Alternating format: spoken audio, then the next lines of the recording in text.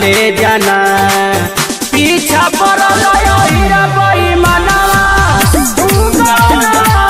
ले जाना पीछा पड़ल हीरा बेईमानवा तू गवानवा ले जाना तू गवानवा ले जाना तू गवानवा ले जाना पीछा पड़ल हीरा बेईमानवा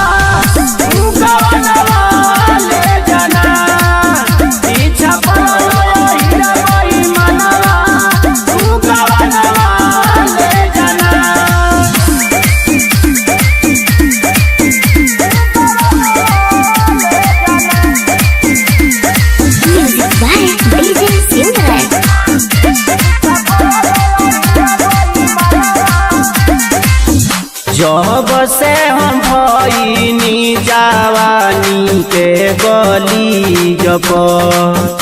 सब कर निगाह हमारा रहेला समीज पर जब से हम भईनी जवानी के गली जब सब कर निगाह हमारा तो ढेला चोलेला रोजो आंगनवा तू गवानवा ले जाना पीछा पड़ल हीरा बेईमानवा तू गवानवा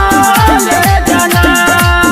पीछा पड़ल हीरा बेईमानवा तू गवानवा ले जाना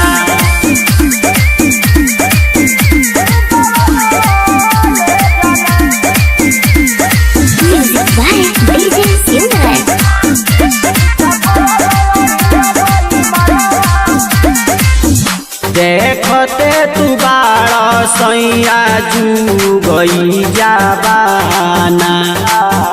कहाँ लुकावा के राखी जवानी के खजाना